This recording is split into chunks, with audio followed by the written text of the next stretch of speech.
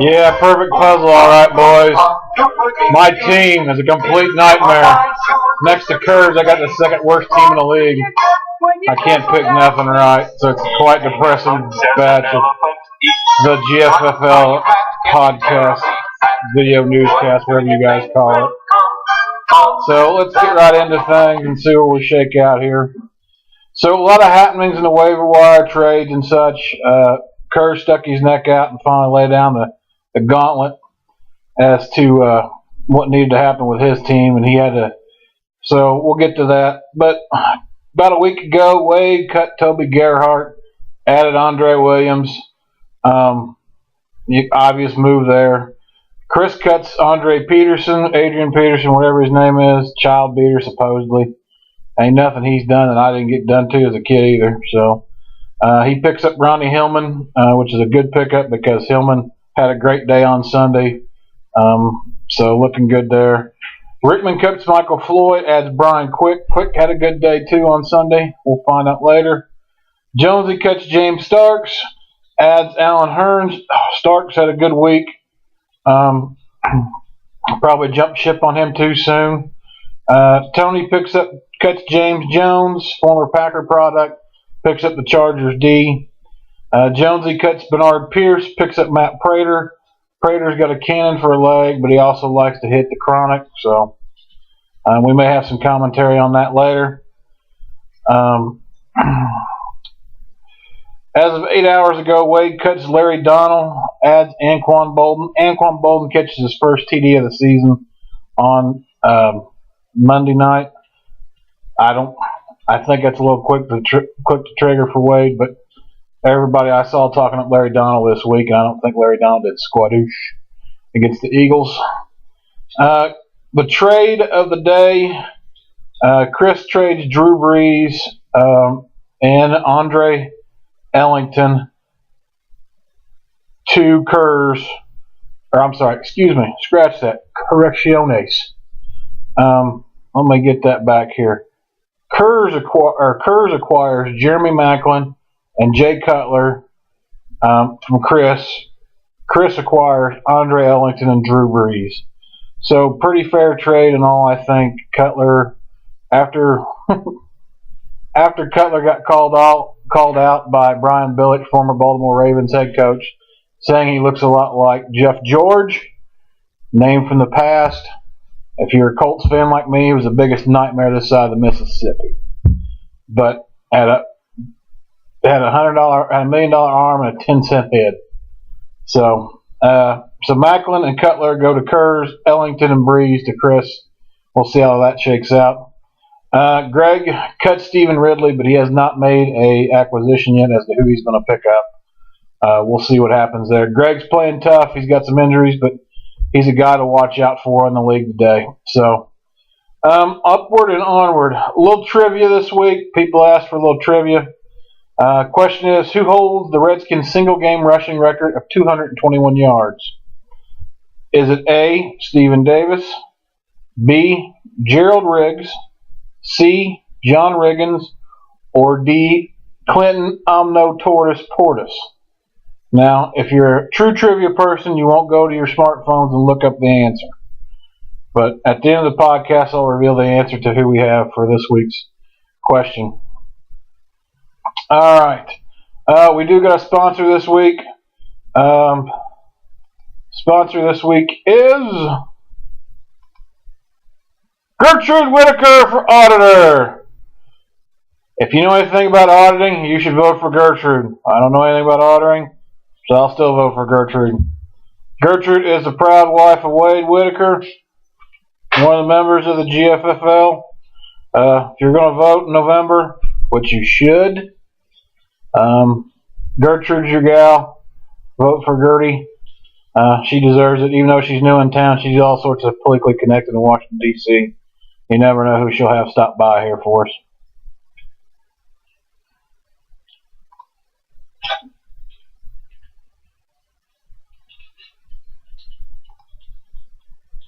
Upward and onward. So let's look at some scores this week and see what we have going on. scores from last week. Games are all over the place.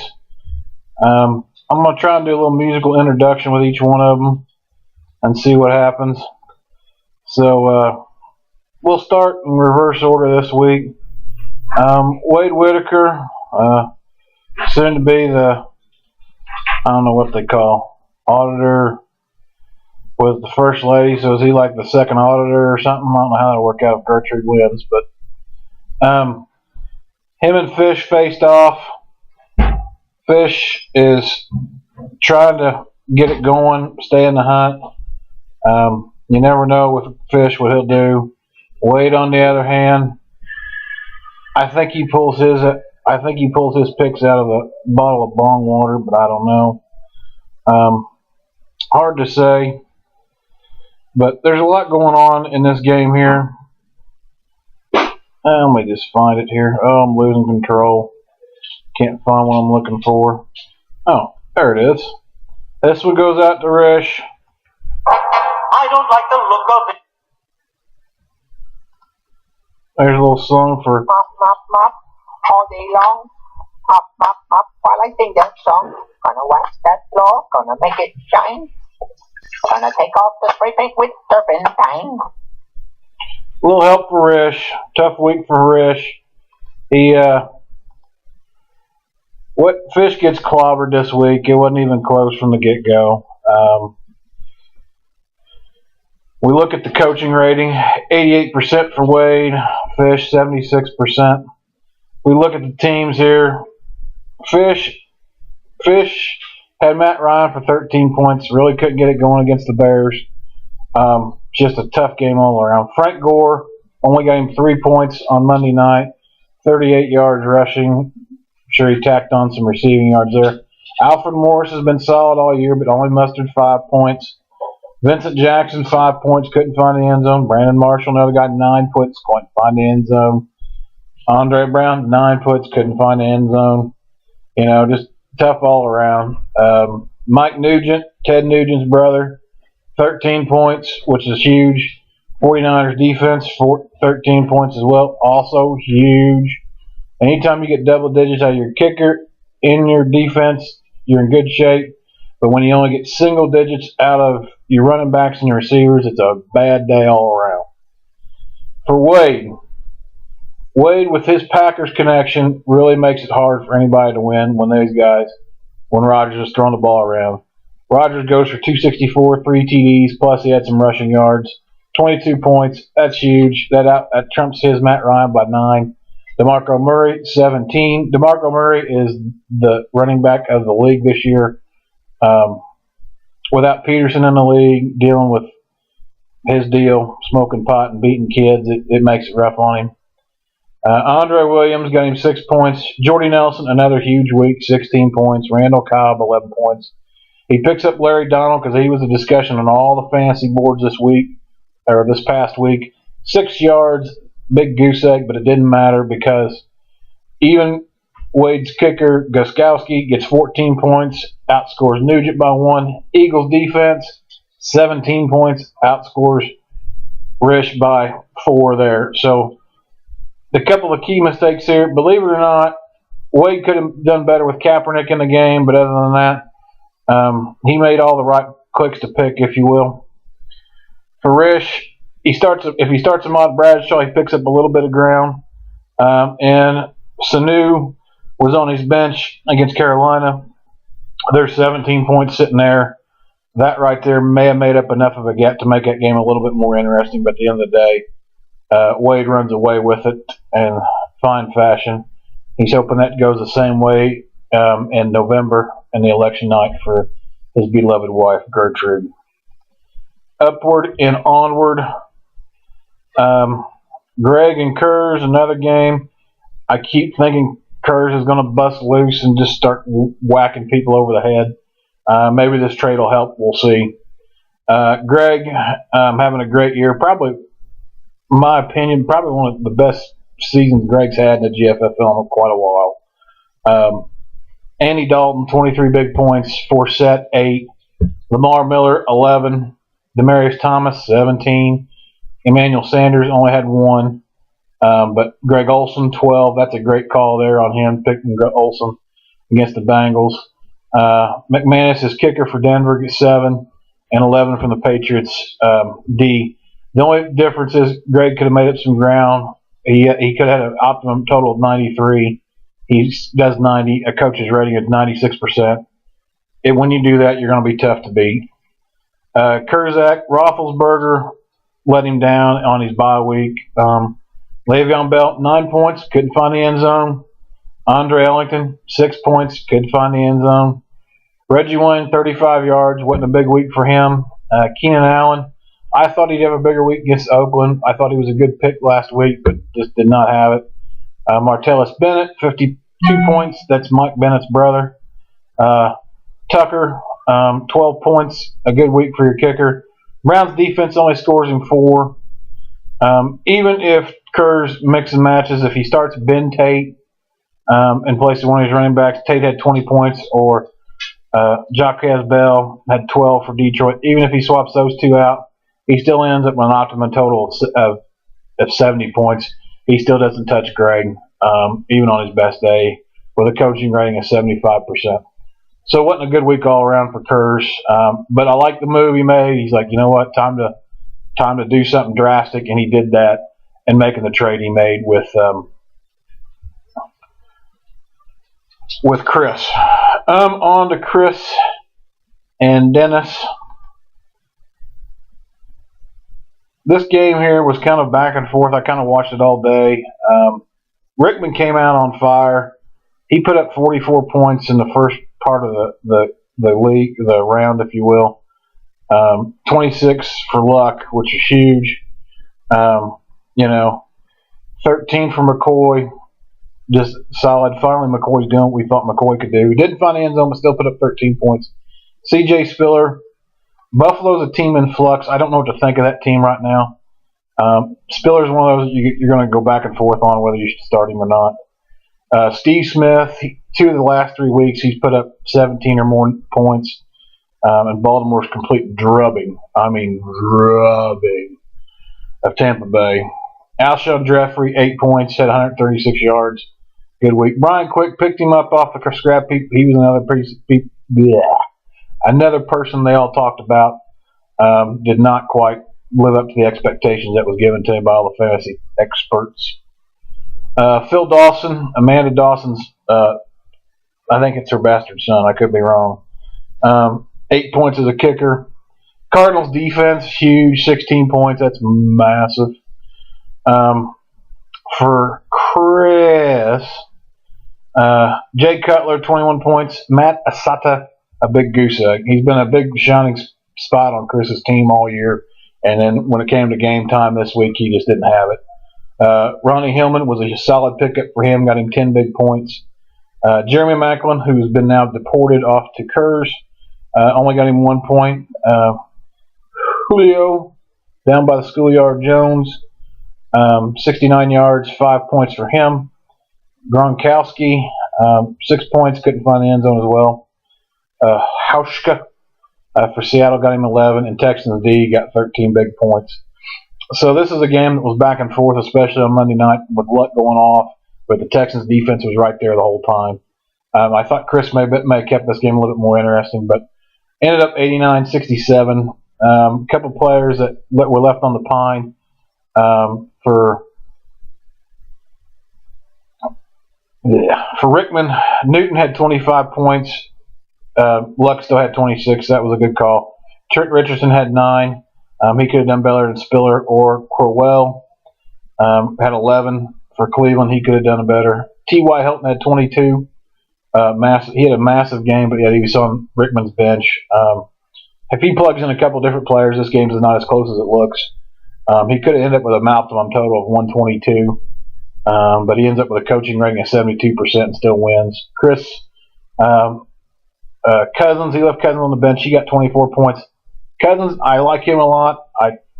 If I didn't already have a solid setup at quarterback, I would have seriously talked to Chris about Kirk Cousins, but I think he's on the way up. Pierre Garçon, 8 points, 9 points. A couple of interchanging there may have made it better, but at the end of the day, it wouldn't have mattered. Chris's best score would have been 79. So Rickman wins going away. Upward and under. Our next big game between Jonesy and Tony. That was a pretty good game as well. Little tune for Jonesy.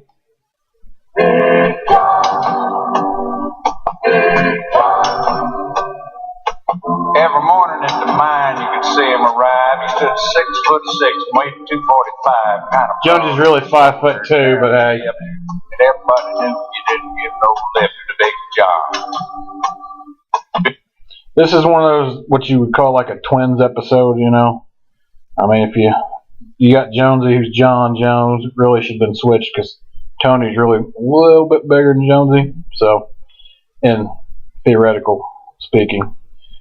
This game here was not what I thought it would be. I thought this one would be kind of a drag-out fight, but at the end of the day, Peyton Manning is probably the league MVP right now. 22 points. Chris Ivory didn't do much for Jones. He only got him 1 point, but Giovanni Bernard saves the day with 21 points. Golden Tate, I thought he'd have a better day too against Minnesota, but only got 3. Hearns for Jacksonville 1. Julius Thomas 17, another big pickup there. Vinatieri 9 points, Colts D 9. Total of 83 points for Jonesy. Tony Romo, his favorite, kissing cousin, 18 points. Marshawn Lynch, 5 points. Shane Vereen, Ben Vereen's boy, 1 point. Julian Edelman, 10 points. Des Bryant, 5 points. When you got Romo and Bryant, those two go hand in hand. Usually, if Romo's having a great day, so is Des Bryant, and really didn't work out this week. Williams for Dallas as well, 70 yards, 4 points. Mason Bing Crosby, 9 points. Chargers defense, who Tony picked up, only got him 2 points. So maybe we're going to reconsider that one. His Bengals D would have got him 2 points. It was a horse apiece. Tony's big mistake here is that he left Tom Brady on the bench, and Brady scores 33 points against Buffalo. I think you have to go with Brady there in that game, but you know it's hard telling at the time what Tony was thinking there. A lot of his key pieces were also on bye too, so it was tough. He did leave Zach Stacy out, which was a good call. Zach Stacy didn't have much of a game, so that was the only thing that Tony really could have done, start Brady. For Jonesy's bench, Andre Johnson, 12 points on Thursday night against the Colts. That was really his big one. That and the Broncos D got 14. So with optimum totals of 105 and 69, it wouldn't have mattered in the end. But Jonesy wins with a coaching rating 79% versus Tony's 78%. So horse apiece there. Good game all around, but we'll see what happens next. And then for the game, this is the one game I live for the whole year, because especially when I'm in the tank. So this is what I had to dial. This is what I had to dial when I was watching this game here. If I can get the computer. Hello and welcome to the Mental Health Hotline. If you are obsessive compulsive, press 1 repeatedly. If you are codependent, ask someone to press 2 for you. If you have multiple personalities, press 3, 4, 5, and 6. If you are paranoid, we know what you are and what you want. Stay on the line and we'll trace your call. If you're delusional, press 7 and your call will be transferred to the mothership. If you are schizophrenic, listen carefully and a small voice will tell you which number to press. If you're depressive, it doesn't matter which number you press, no one will answer you. So that's what I had to deal with on Sunday after losing. Was trying to stay into it and just never got to it. Just a rough week for me all the way around.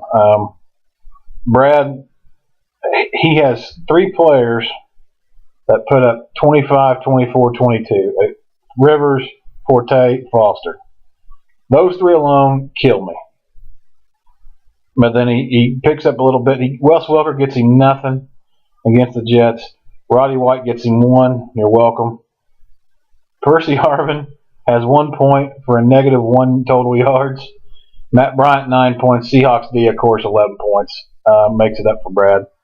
For me, on the other hand, Nick Foles is always doing great for me. I can't complain. 18 points. Steven Jackson, terrible. I don't know what's going on there. He wasn't even playing in the second half. Eddie Lacy, another guy, I didn't see much in the second half in that game, 2 points. Deshaun Jackson was massive, 16 points. Mike Wallace, 11 points, was a good for me. Antonio Gates scores a touchdown, but not much yardage, 7 points. With Jimmy Graham on bye, it was tough. Novak, 7 points. My Panthers D only 5. Panthers D's been putting up a lot of points for me, but didn't do much this week. A couple of mistakes I made. If I swap out Fitzgerald and Jordan Cameron, of all people, Fitzgerald has his best game of the year, and where's he sitting? On my bench. Jordan Cameron, I drafted him thinking he would be a nice sleeper pick, somebody can plug in there. He finally gets off the DL and starts playing. He scores 16 points, and where do I have him? On my bench. And so it was rough from the get-go. The only piece Brad could have swapped out was Oliver, running back for San Diego, had 17 points. And he looked good. I was watching that game on Sunday. He looked really good. So I think may have some decisions to make with his running backs. But with Calvin Johnson being out, he may have some serious questions to deal with there. So that being said, let's go back to our trivia question. Our question was, who holds the record for the single game rushing record of 221 yards for the Washington Redskins? Is it A, Stephen Davis, B, Gerald Riggs, C, John Riggins, or D, Clinton Alno Torres Portis? And the answer is Gerald Riggs.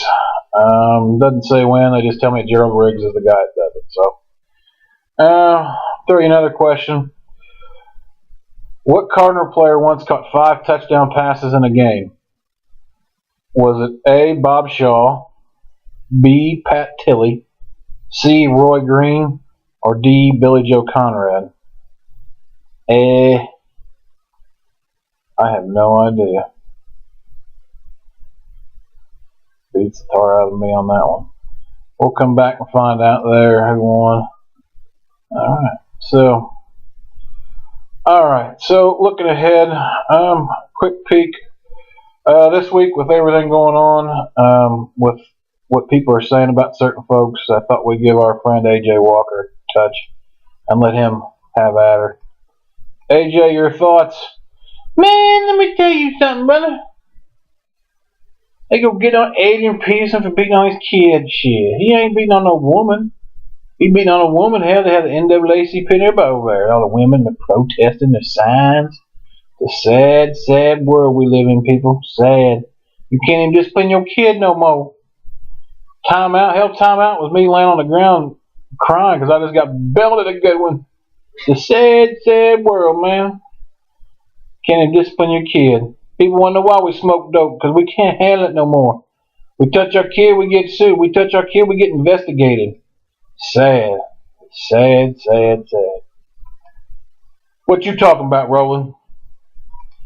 Thanks for that interesting tidbit there, AJ. You're always a valuable person to have around for useless information. So on to this week's stuff. Wade and Tony face off. Let's see here. So this week will be a good matchup, I think, with a couple things to look at here. Rodgers is facing Carolina. Carolina's a tough defense, but they're projecting big numbers for him. Murray, you're going to keep playing him. Andre Williams, we'll see. He may look for somebody else to plug in there, but I think he's going to stick with Williams. He's obviously going to stick with Jordy Nelson, Randall Cobb. Other receiver, he's got Reed right now in there for Washington. He may look at Bolden with San Francisco, or Patterson with Minnesota because they're facing Buffalo. Kicker-wise, he'd probably stick with Gostkowski and probably most likely go back with the Bears D because the Eagles are on bye. So, for Tony, he's got his namesake, Tony Romo. He's going to keep Romo in there. I think he may want to consider placing Brady in there this week just because they're facing the Jets. And we know how well the Jets and the Patriots get along. They get along about as well as Israel and Palestine. Marshawn Lynch is back. I think you stick with Lynch and roll with him. His other running back is Shane Vereen, Ben Vereen's boy. Probably, I don't think you're not going to play Maurice Jones-Drew because he's a joke this year. Curry Robinson for New Orleans, maybe, but I think you stick with Shane Vereen. Julian Edelman, wide receiver, you may look to make a move there. Des Bryant, if you're going to start Romo, you're going to keep Bryant in there. If you take Romo out, you still leave Des Bryant in there, but then you may take out Williams and plug in Kerry Robinson or Cooks. We'll see. Mason Crosby, you're going to stick with him. Chargers D, I definitely get them out of there. I plug in the Bengals defense there. That'll be a good game there. You may consider Shane Graham against Detroit too as a kicker because I think that one. Well, let me put it this way: that game in theory should be a shootout. However, we thought the same thing when Green Bay went to New Orleans or went to Detroit, and it was anything but that. So Vegas made a bunch of money, and no one else did. All right. Next matchup we got is Dennis and Greg. The battle of IM management. Rickman will probably stick with Luck. Probably a good call there. He's going to make a change at running back. McCoy is out on bye, so he's either going to plug in Richardson, Crowell. Tough decision there. I kind of like Richardson against Cincinnati, but then Crowell's facing Jacksonville. I think that may be a better matchup for you. C.J. Spiller, you may ride with him, or you may take him out, but I think that one's a crapshoot there on who your other running back's going to be. Steve Smith, I still play him against Atlanta. Alshon Jeffrey's been a great pick, and your other receiver, if you're going to start Luck, you better just start Hilton. It just makes sense. That way you double up on the points, and it helps you better. I think it'll help you better in the long run, Rickman. Phil Dawson in there. You can either stick with Phil Dawson, or you bring in the kid Sturgis. Or you get the Cardinals D and the Bills D. I go Bills D may not be a bad call there, particularly if Buffalo gets a lead, Minnesota's going to start airing it out, and the Buffalo secondary is not too shabby. So let's see. For Greg, Andy Dalton having a great year. Fantasy-wise, he's doing pretty good. He's also playing well, too, and the team's winning outside of that debacle against New England. But I think you stick with Dalton here versus Ryan Tannehill. Justin Forsett and Lamar Miller, so you got running back right now. I think that's who you got to stick with because those two you're pretty sure are going to start or get some playing time. Demaryius Thomas, you got to stick with him. Emmanuel Sanders, you may consider swapping him out for Brian Hartline here, but I don't know. Greg Olsen, he did well for you last week, but it may not be a bad idea to plug him in there. And then looks like AJ Green is out because of his toe, so you're going to swap him out too as well. Brandon McManus is your kicker. You may go back to Carpenter here, but McManus is going to see a lot of extra points and some field goals, so he may add up a little bit. Defense-wise, you're going to keep rolling the Patriots because why? Greg don't have another defense. That's how Greg rolls. One defense, don't need two. So, all right. Jonesy and Chris. Chris, my only fan, lives in his house. Jonesy, obviously going to stick with Manning. Ebony and Chris Ivory at running back. He may plug in Roy Halou there. We'll see. Giovanni Bernard, keep rolling that train. Golden Tate, we'll see. I think with Calvin Johnson being out, he's going to see more passes. Hearns, is he in relation to Thomas the Hitman Hearns, I wonder? Anyhow, I plug him out. Definitely plug in Colston here. Or Jason Witten for that matter. And then Thomas, you're going to stick with Thomas in Denver. Kicker, I like Prater this week over Vinatieri just for the fact that Prater can kick on a mile. Colts D versus the Broncos D. I think the Broncos D is better. We'll see. Chris, he's got some decisions to make because of the ins and outs of his team. My thinking process is he'll start Breeze, but he could start Kirk Cousins here. Matt Asada, rumor has it he's out. He may be out, so Chris is going to have to make something happen. He'll probably plug in Andre Ellington and stick with Hillman. I would, because Hillman's playing well. Julio down by the schoolyard. Stick with him. Gronkowski, you're going to stick with Gronk. He's going to get his. Even if he does look like a buffoon on the dance floor. At his third receiver, Chris has a couple decisions. If he starts Cousins, you're going to plug in Garcon there because it makes sense. Dwayne Bowe hasn't lived up to what he should be this year, but could be. Other than that, he really doesn't have a lot of options. He's stacking running back and thin receiver. If you want to make a move with Chris, need a running back, some depth, go see Chris. Throw him a nickel receiver, he'll take it. So that's that game there. And Brad and Kurz. Kurz, I don't know what to do with you, buddy. Roethlisberger, I'd start Cutler this week over Roethlisberger in a heartbeat. Le'Veon Bell, he's a workhorse in the league, and he hits the pads, and when he hits the gaps, man, he hits them hard. Receiving wise, Macklin, of course, is on bye. You got Vernon Davis isn't what he used to be, so I'd pretty much stick with what you have: Wayne, Allen, and Bennett. And see what happens. Tucker, you could go with nobody because you only got the one kicker. Browns D or the Chiefs D. I like the Browns defense. What they did this past week was pretty impressive.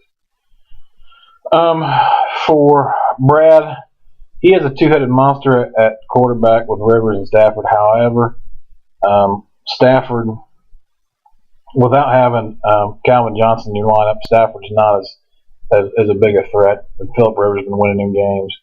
You're going to stick with Rivers, Forte, and Foster. That's a given. Receiver-wise, you may plug some things in and out here. But Roddy White, Eddie Royal, and Michael Crabtree, they're all kind of jokes as receivers. But Percy Harvey has the potential to break one. Wes Welker has the potential to have a huge game. So it's kind of, and Kendall Wright, he's a wild card. So it's hard to pick there as to who you want to get there. Matt Bryant, kicker, stick with that. Seahawks defense, you're going to stick with that because you don't have a defense. So that's how you want to roll there. So Brad, of course, is probably the overall favorite there at 4-2. Kurz is 0-6. So not very good at all. And then for the matchup, yours truly versus Fish. For me, Nick Foles is out, so Russell Wilson will be getting a start at quarterback. Running back wise, I may have to start Pierre. I'll probably have to start Pierre Thomas this week against Detroit. I'm hoping they're going to try and control their game. We'll see. Eddie Lacy's been the biggest disappointment to me so far, but what are you going to do? Deshaun Jackson, Mike Wallace are going to stick in the lineup, I think. Jimmy Graham, they're already ruling him out for this week, so I ain't worried about that. Antonio Gates, he may get swapped out for Fitzgerald. I think that's probably the safe call. He's just getting this short yardage stuff, end zone type stuff. And granted, he could go off for 3 TDs, but it's, you playing for 3 TDs or a TD and some points, trying to get to double digits every week is hard for me to figure out.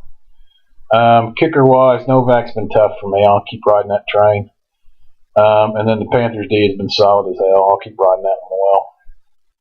For Fish, Matt Ryan at quarterback, tough. Frank Gore, Alfred Morris, I don't think you make a change there. Brandon Marshall, Antoine Brown, definitely not making changes there. So he's got Vincent Jackson's on bye. So Hakeem Nicks or Sanu, I definitely start Sanu because no Sanu is a bad Sanu without the Bengals having Sanu in the lineup. So that's the way I go there. Mike Nugent over Dan Bailey, probably. And then the Niners D definitely over the Falcons. That's the way to go there. So this game here, I don't know. I think it could be interesting. Most likely I'll get smoke show yet again, but we'll see. you never know until Sunday comes what will happen. Any given Sunday, as they say. So there's our lineups for the week. So let's look at where we stand going into this week. In the North Division, Dennis Rickman leading it off 5-1. He's on a 3-game winning streak, playing well. Here's a tale of tape right here with him. He's averaging 83.83 points average a game versus 72.17. Greg is 4-2 on a 2-game winning streak.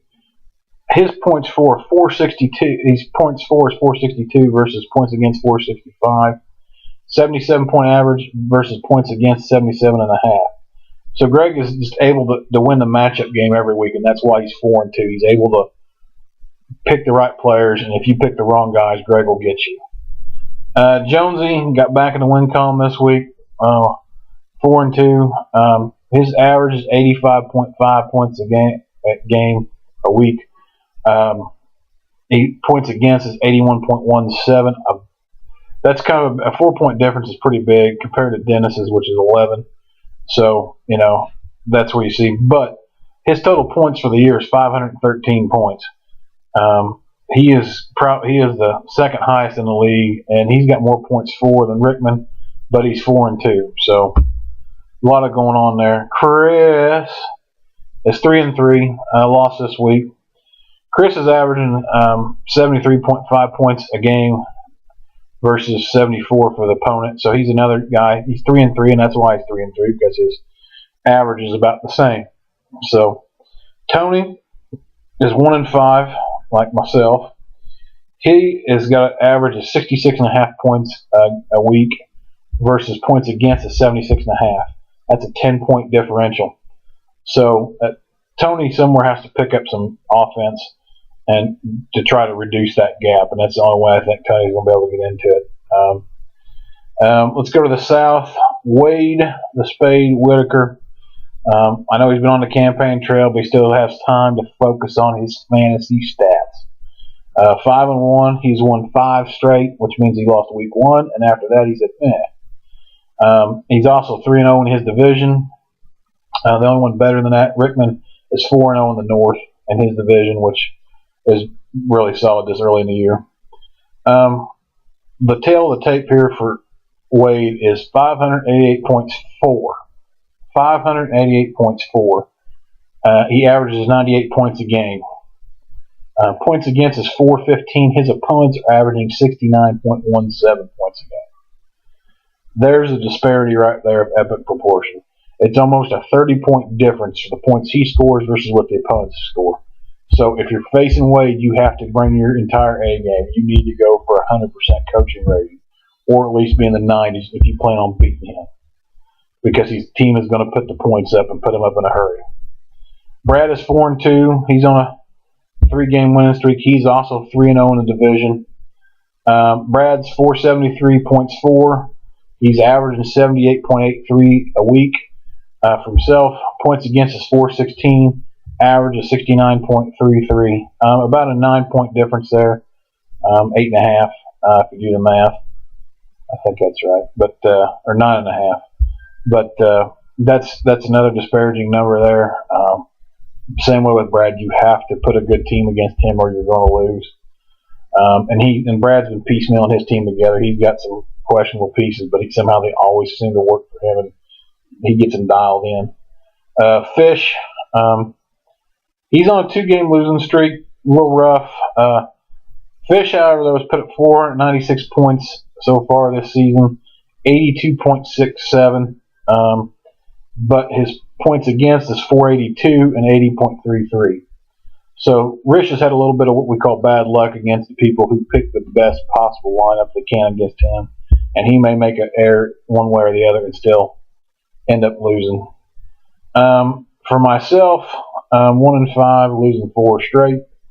406 points for. That is the lowest points for in the entire league. Pretty much a joke so far. I'm averaging 67 points a game. Points against, 511. That's a 105-point difference. And and average for my opponents is 85.17. So not only I've won one game, but I've lost, but I've gone up against people that already put up 85 points or put up probably the best lineup they could put up against me. And either my lineup's just not good enough, even if I put all the right parts in, or I don't plug in the right parts. Kurz is 0-6. He has 409 points for the second lowest. I have the lowest at 406, but he's averaging 68.17. His points against is 578, which is highest by far anybody, and an average of 96.33 against. That is the highest amongst all the teams. So for Kurz, making a big move this week with a trade. We'll see if it benefits both owners, Chris and Kurz. Chris is 4th in the North. Kurz is obviously 5th in the South. So hopefully that trade will benefit both teams. They'll both move up the ranks. But we're in the crunch time, fellas. So who knows? So all right, boys. So another week has come and gone. Got any ideas on trades or waivers? Kurz was smart enough. He put his trade out there. He said what he's looking for. Chris obliged him with something. So if you got anything, put it out there. Some of you guys are on that text message note that we send back and forth occasionally. So if you got anything with that, jump in there with that. Other than that, I'll leave you with Cashmere. I will see you boys next week. Have fun this week. Be safe. Good luck on the campaign trail there, Gertrude.